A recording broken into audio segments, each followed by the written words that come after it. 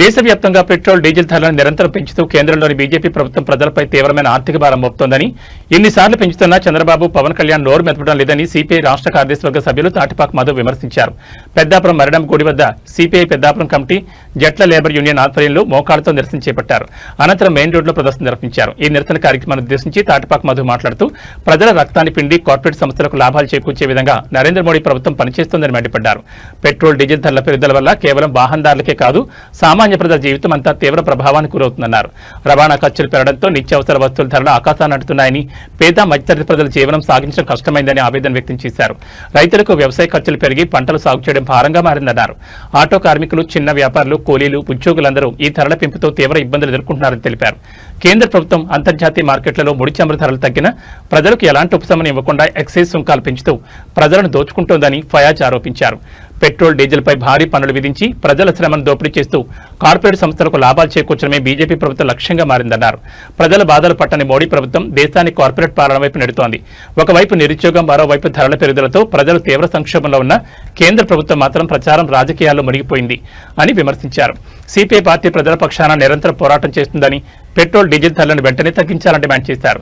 కేంద్ర ప్రభుత్వం వెంటనే ఇంధన ధరలపై విధిస్తున్న అధిక పన్నులను రద్దు చేసి ప్రజలకు ఉపశమనం కల్పించాలని కోరారు.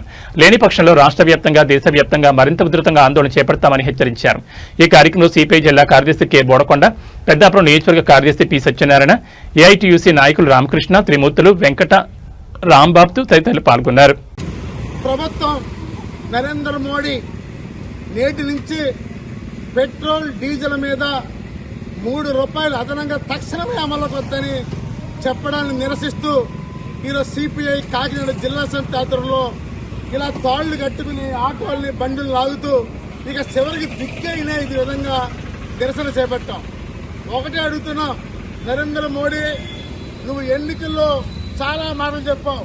ఎన్నికలు పూర్తయినా సరే మేము ఖచ్చితంగా పెట్రోల్, డీజిల్ పెంచము అని చెప్పావు. ఎన్నికలు అవగానే ప్రజల మీద భారాలు గొప్పాం.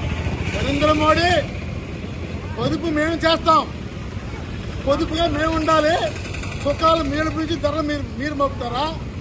మీరేమో ధరలు పెంచుకుంటూ పోండి. మేమే పొదుపుగా తినకుండా, ఆకలితో అల్లాడి, బండ్లు తిప్పకుండా, ఆటో లేకుండా మేము ఆకలితో చచ్చిపోతుంటాం.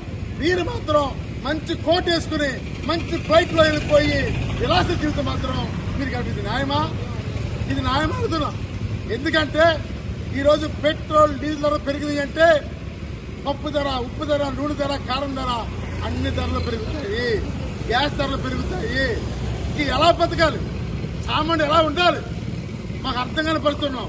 మళ్ళీ మాకు నీతి వాక్యం చెప్తూ ఉంటావా అంటే నువ్వు రేపు చెప్పు, ఎవరు అన్నం తినకండి, చచ్చిపోండి, మీరందరూ పాడైపోండి, నేను మాత్రం బతుకుతాను, మా బీజేపీ, అంబానీ, అదాని మేము మాత్రమే హాయిగా తిరుగుతుంటాము అని చెప్పండి. ఇంకా సిగ్గు లేదా అని అడుగుతున్నాను. ఇంతమంది ప్రధాని చూసాం, ఏ ప్రధాని కూడా ఇంత సిగ్గు మాలిన, పడికి మాలిన మాటలు ఎవరు మాట్లాడలేదు. నువ్వు ఒక్కడే మాట్లాడుతున్నావు. దీన్ని తీవ్రంగా ఖండిస్తూ మేము ఒకటే చెప్తున్నాం, ప్రజల ప్రతిఘటన తప్పుతూ వస్తుంది. భవిష్యత్తులో ఈ పెట్రోల్, డీజిల్ తప్పగా తగ్గించాలి. లేని పక్షంలో ఉద్యమాన్ని మరింత తీవ్రతరం చేస్తామని సందర్భంగా తెలియజేస్తున్నాం.